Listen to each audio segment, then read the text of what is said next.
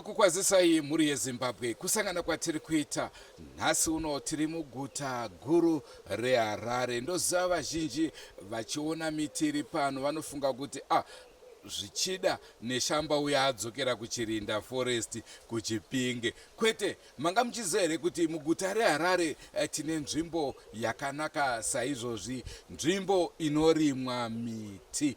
Tinoda kuti tigotaura namazvikokota anoita basa irori vanonzi vamhaka yakora. Asi tisati tatanga kutaura nauka, toda kuti timbokuratidzai miti yacho iri kuwanika munzvimbo ino, kuitira vanodawo miti zvakare, vane masitenzi makuru, vanoda kutenga miti. Pano panotova nemiti yekuti uchitenga nhasi uno mangwana wakutodya muchero. Rangu zita ndinonzi Andrew Neshamba. Senguva dzese mhuri yeZimbabwe tinokurudzirai kusubscribe kuDrumas Media. Drumas Media, taking you to another level.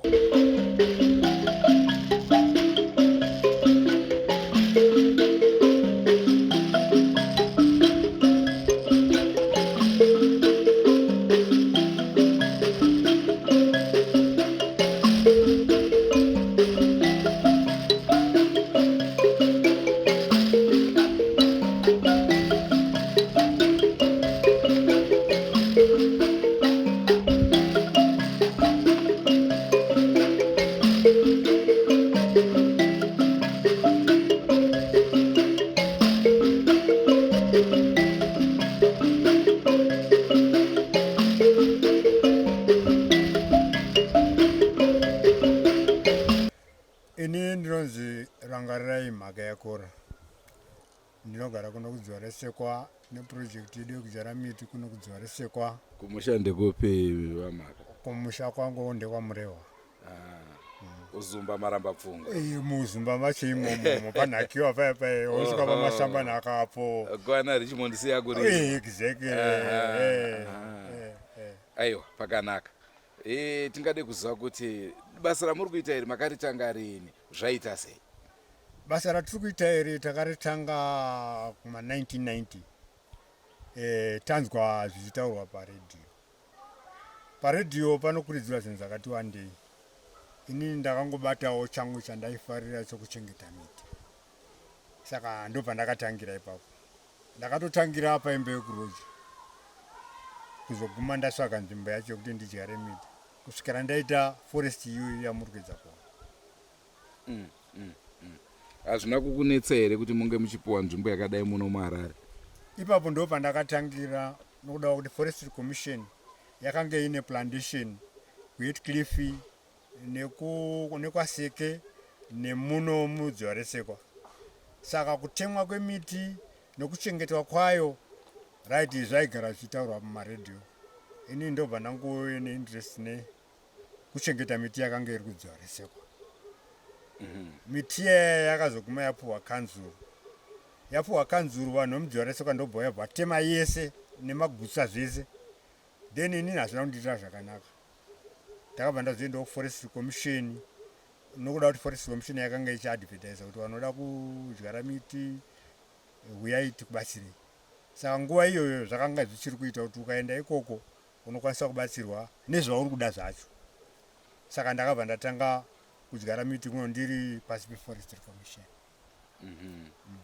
Right. Takuda kuchinzwa manje nhoroondo yenyu, tingati miti iri kukupai raramo here? Kubva kuma 1990 ikoko ndiyo yatova basa randinoshanda. Zvauri kunongoona ndakaita zvinezvi miti, ndinoshandisa miti iyoyo kuti ndiwane punduko, ndikatengesa kuti shomanani, ndikadyara miti yangu, zvese zvinondibatsira kuti ndikwanise kurarama. Tozotarisa mhando yemiti iri muno yakawanda zvakadini? Mhando dzemiti dzinodarika kana 100. Tine mhando dzakasiyana siyana kuti yedu yemunyika muno nemaexotic trees zvese zviri panapa. Saka mataura nhau yekuti miti yakatemwa. Dambudziko iroro hamusi kusangana naro here nhasi uno? Dambudziko iroro hariperi nanhasi richiripo. asi sevanhu vakuziva macho kuti miti iri kudyarwa iyi iri kudyarwa nemunhu. Saka tiri kuedza kubatsirana nevanhu kuvadzidzisa zvese izvozvo tiri kuzviita kusvikira miti yakwanisa kukura pasina kana waya iripo. Vanhu vemudziva resekwa vatove vanhu vakutochengetawo miti yacho. Saka tingati isusu kunze kweraramo yamuri kuita imimi nemiti, vemunharaunda ndizvipi zvatingati vari kubhenefitawo kubva mupurojekti yamuri kuita? Purojekti inoyi inobatsira zvinhu zvakati wandei.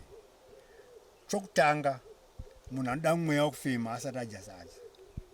Saka panapa tinobika mweya wokufema panapa wemunhu wese wese. Hazina basa kuti uri ani, hazina basa kuti unongopfuura uchifema. Iwewe kuti utitende kuti maita basa mandazofema oxygen yenyu hatikwanisi kuzviona kubva kumunhu. But isi totoziva.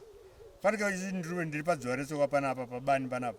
Vanhu vese vanogara kuGlaudiniya nevamwe vari kuNorton tinovachenesera mweya panapa. Saka mabhenefits iwayo anowanikwa nemunhu asati adya sadza. Kanyangwe akarara anenge achibhenefita from project yedu ineyi. Saka tine basa guru ratiri kuita. Tozoti kuchengetedza environment yacho. Handiri kuziva kuti pari kurira shiri panapa. Shiri idzodzo dzisipo kana 1 pasina shiri panapa. But nhasi soti ane njiva dzakawanda. Iyo shamwari ndipe zai rangu iroro ndiyedze kurakidza munhu uyu kuti panapa paakusheshenwa shiri. Andiona ini ndotodziziva shiri dzedza. Mukonama izai renjiva iri zai renjiva iri. Kurati njiva iyi inogara panapa iyi njiva iyi yakazvarwa iyi inotondiziya iyi. Ini ndogona kukuziva kuti iyo njiva iyo ndo yakatanga kugara panapa. Bhozi yakatanga kugara panapa yakaremara. Saka nanhasi ichiri panapa ndinoiona. Ikauya panapa iyo haitonditizi. Saka mabhenefits environment kwete shiri chete. Kana nyuchi dzandinoedza kutaura panapa kuti tine nyuchi panapa, topfuya nyuchi panapa, todzirimira maruva adzo kuti dzirambe dziri panapa, tichibva tagadzira nemvura yacho kuti dzirambe dziri panapa. Haungangotange kupfuya nyuchi pasina chikafu chacho. Saka isusu tinoita zvese ecosystem yese. Maswereji anobuda mudziva reSoka anopfuura nepano. Andiona kana apfuura nepanapa anogezwa nemiti yedu iyi. Achizoenda kukarukowa kanonzi Marimba. Dai tanga tiri pamaswereji acho tatokurakidza kuti handikuona maswereji aya ari kupfuura nepanapa. Isusu tiri kuitawo pati yedu yokugeza maswereji aya kuti aende kudhamu atichenei. Saka basa remiti yedu rakati wandei. Zvichisanganisira kana magetsi aenda vanhu vanenge vachiba. Vanoba huni dziya dzosvika kubika sadza rake kubikira vana vake nehuni dzaba. Isu tatopleya roro ipapo yanga achinoba kupi. Dai tatisina kudyara miti isusu ainoba kumba kwake but hapana kumba kwake kune muti. Saka anouya kuba panapa. Zvokuti tamupa kana kuti hatina kumupa but still abatsirika. Inini ndoda kuya kuzoba njiva yandanzwa yakatyoka gumbo bhozi panyama apa. Iyo haibike. Iyo haibike because inobhururuka. Inobhururuka saka isusu dai taida kuidya takaidya nyama kudhara but hatina pfungwa idzodzo. Dzedu dzinotoberekera panokwanisa kusvikwa neruoko. Hatiwari uchitoona kuti hanjiva iyi kana uchida ndokurakidza. Dziri mumatendere dzakarara dziri kuda kuedza kubereka vana vadzo. Haisi hatina pfungwa idzodzo dzokudya nyama yenjiva idzi. Doti dziwande. Right. Pari zvino mhuri yeZimbabwe regai timbotungamirirwa navamhaka yakora. Tione miti yavari kuchengeta pano.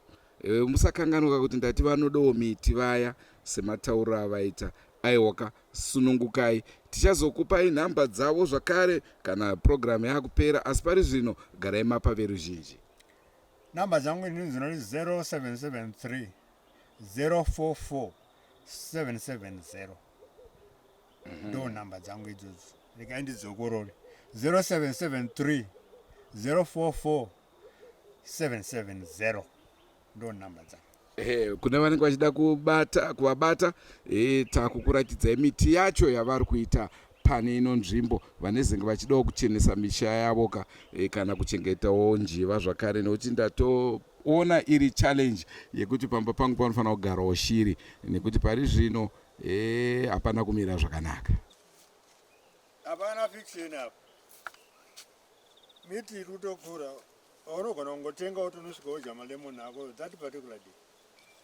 saka aya malemon chete aya malemoni aya uyu muorenji aya malemoni aya ndakabata uyu muorenji uyu iri orange saka orenji rinogona kudyiwa izvezvi tiridye ridyei tichibva tangoita zvebasa ipapo. ndofunga semaonero amuri kuita ritori orange raibva iri zvichireva kuti ukatenga miti iyoyi yerudzi urwu uchitongonesa pamba pako wakutotarisira goho regedzaiva kunoasina kumboenda kumazoe citrus ndofunga muri kuona ndato fresh from the tree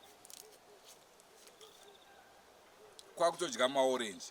Saka ndinofunga kuti vamhaka ndiye munhu wokuti munge muchibatana naye kuti izvi zvinge zvichiitika watongotora hauchamirire kuti muti wangu unozoibva gore rakati.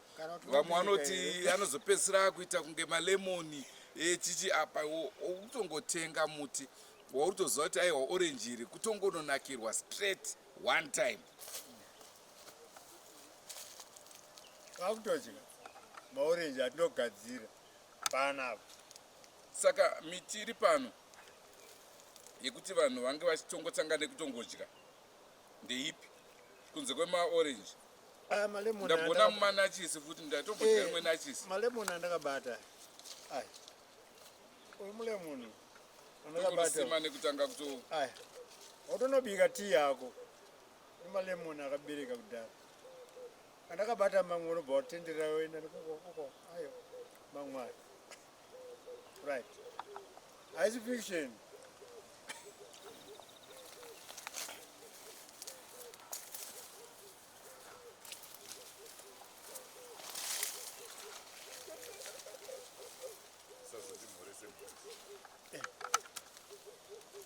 Uyu maavocado nemaruwa ndiani akambotema maavocado nemaruwa une saizi iwe uyu maavocado nemaruwa ukatora uyu unobereka kauyu handiri kuona hauchabvunzi unobereka here kozi aya maruwa aya auri kuona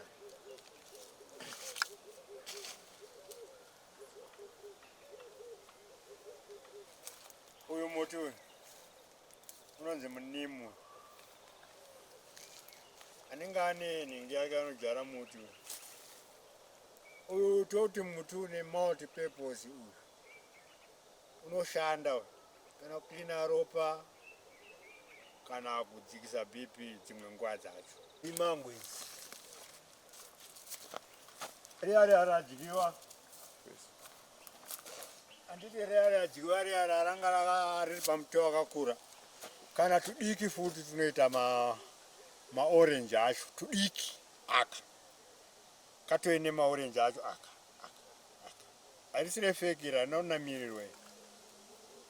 Uyu mango uyu unofanira kutipa mango gore rino paakuita dzimwe mango maruwa iri ratove shizha remango iri saka unofanira kubereka tozotoubatsira nokuubvisa zvedu. Itype ipi yemango iyi? Aya maanonzi maTommy Atkins aya muti wakagraftiwa. Alright. Wakagraftiwa panapa apa ndopa wakajoiniswa apa.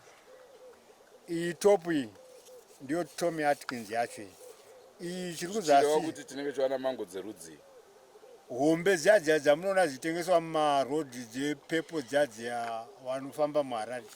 Pane mango dziya dzatoona dziri mutumotikari twevanhu mumajaction umu ndo mango dzacho dzinoberekwa nomuti.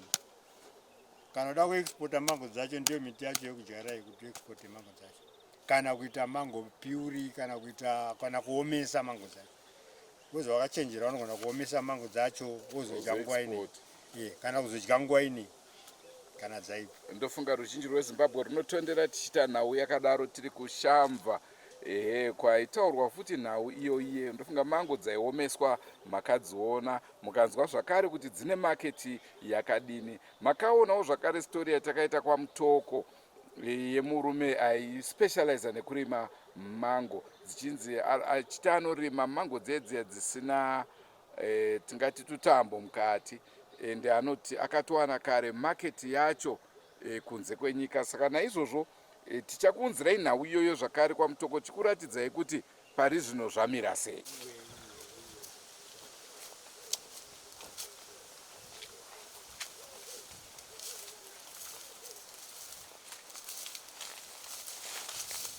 tiri muna June hatimukona mango uchine mango iwoyo iri pamuti wayo zvokuti iyi mango iyi iri pamuti wayo nguva inei isisi tiri kudya mango zamene mimi makagumisa kudya mango rini isisi tichinadzo dziri pamuti saka ukanyatsosarudza miti yako zvakanaka unogona kuita plantation yako yemango dzakadai so wodzichengeta zvakanaka kuri kuti ndiwe chete unenge wakuita bhizinesi remango zvishamiso chishamisa zvinogona kungoitika muno muzimbabwe muno haisati yaibva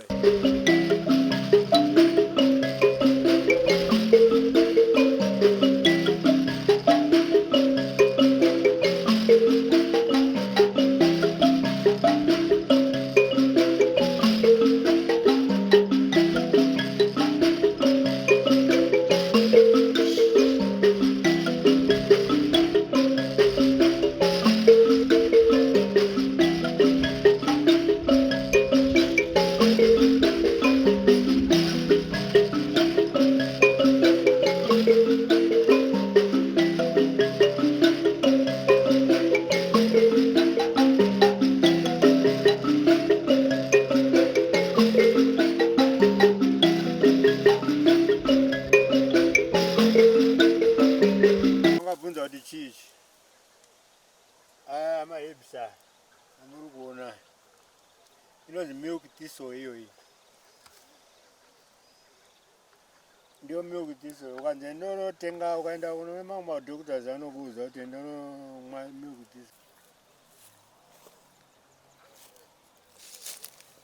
aya mastrawberry ndo mastrawberry ndo mastrawberry achiva saka unogona kurimawo mastrawberry ako pane market futi apa varima akawanda then anoshanda inini ndoitwa kudzaitaona then pano pa4 site ndakasvika mire iri oneri mai alright tangisa inini ndinoitwa kudzaitaona pano pasite yeforest ndakasvika kuzoshanda 2019 ndopa tikatanga kushanda panapa nasekuru Mr. Magayakora so indoshanda andadzikwa trust sewechidiki uri kubatsirika zvakadini nezviri kuitika izvi sewechidiki kuva panapa unenge uri away from zvemadrugs chichi so panapa unenge uri accompanied nebasa so hauna dzimwe pfungwa dzaunozoita dzekunoita zviri mustreet hamutoite pfungwa here dzekuti tiri kwakawanda kwokunyasorwa madrugs kana dei dzanga dziripo dei tisipo panzvimbo ino zvanhasi handiti aiwa tinotenda mukoma kumusha kwenyu ndekupi imi muchiyera chii kumusha tinobva Chivi South mutopo inenge iri shumba mazi handiti mambenge muchibvunza kuti munorarama sei handiti ndokurarama kwatinoita ikoko kuti chikafu paidheni panapa nokuti chikafu hatisi dambudziko muriwo torima muriwo wedu hatijeuya wakaisa mushonga wasingazivi kuti wakaiswa rini magaka handiti manongona ndangoenda kunotema ndichibva ndarongotanga kudya handimbotyi mushonga kana bhozi inini ndindi kurima saka imewo mukarega kurima ka chokwadi muchadya muriwo wamusingazivi kuti wakasupuriwa rini handiwana vanhu vanogona kungorima miriwo yavo bva watongosupuriya bva uya bva watengesera iwe saka unoti 1 watorerwa mari yako 2 watenga kufa saka rimai wakomana nyika takaivhoti takapuwa onaiwo zvinoita kurima inini ndiri kutorowa panapa titozha mabhamburu aya akauya neagritix aya namai vanonzi amai mwenye aya vachiti ndite research panapa saka right now akura zvikuru mabhambu aya anogona kubatsira zvakawanda ukaenda kushamba kwanga uchataura kwemango ari kuidiswa mairrigation pipe unogona kuita irrigation pipe kana unogona kupfirira imba yako kana unogona kukadanga rako remombe zvakawandisa unogona kugadzira maponde machaina vanotodya nemashutsi acho anodyiwa mabhambu iwaya. Saka ukayarima wakwanisa kuyatengesa. Chisati tikwanisa kutengesa chete but ane basa siku zvakakura.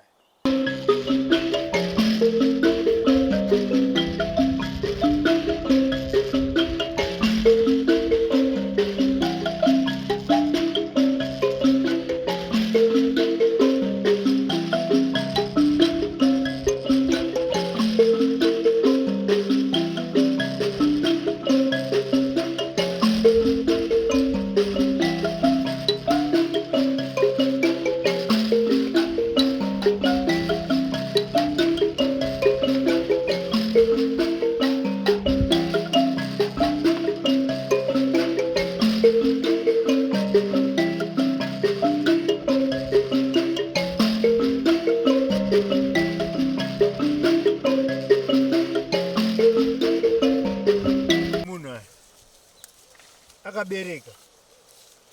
Saka ukaita project yako, just imagine 3, 6, 10 for one branch emaorange. Muti wese hausati waita sei watemwa. Tikati hakuna basa muZimbabwe. Pane maitiro mitiro yatashimboona yeye inobereka, ndo maorange acho iwayo.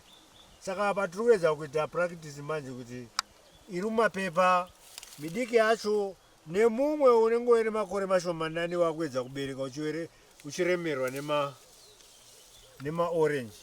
Saka kana pari pamba pako unoita kamazuve kirashi yako, uchibva wangokirasha wega, uchibva wangodyawo nevana wako vitamin C jawi.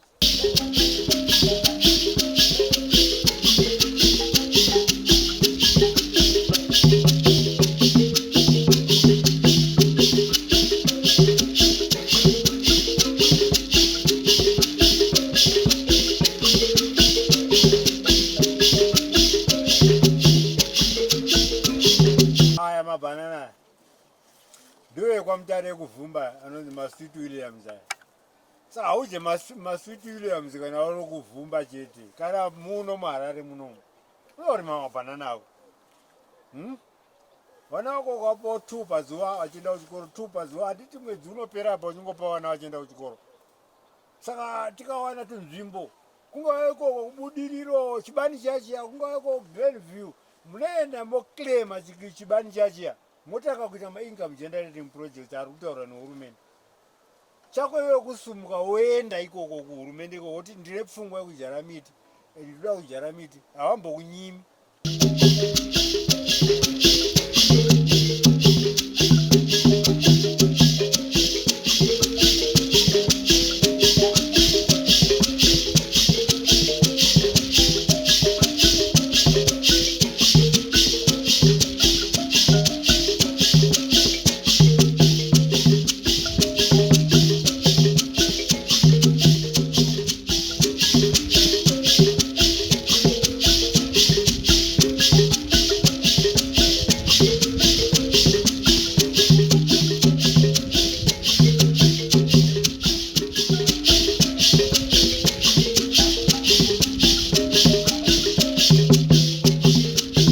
Ruzhinji runoti kana rukasvika mumaHarare Gardens vanoona kunge zvinhu zvisingaitike. Manga muchizviziva here kuti muno mudziva rasekwa pane nzvimbo yakaita saiyoyi?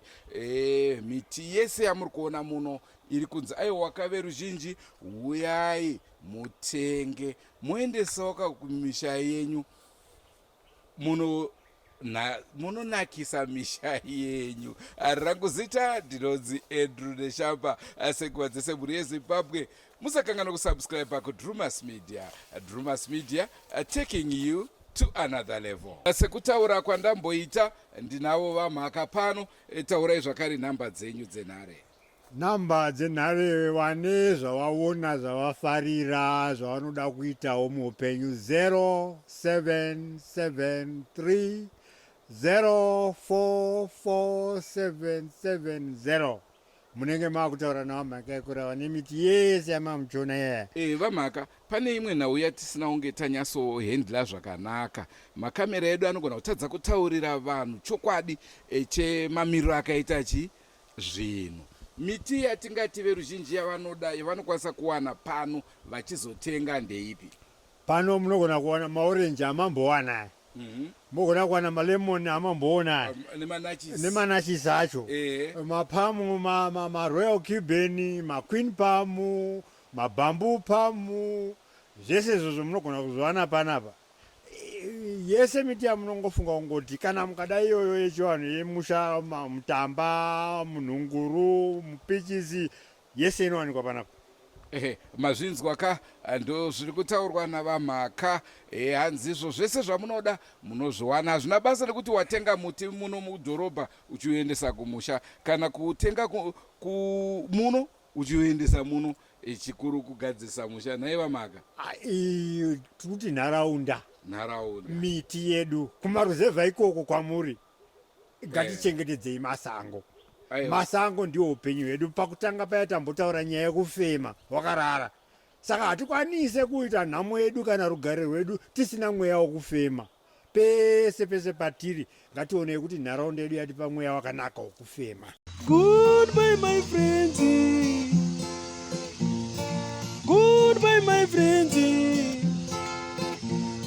wakamboonana tichazoonana nerimwe zuva hama dzangu. Goodbye my friends, goodbye my friends,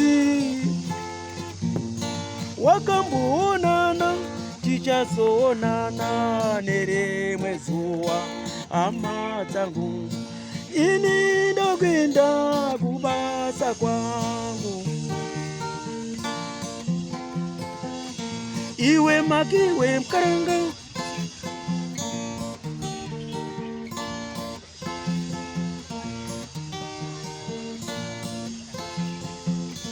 iwe maki iwe mkaranga, iwe maki iwe mkaranga.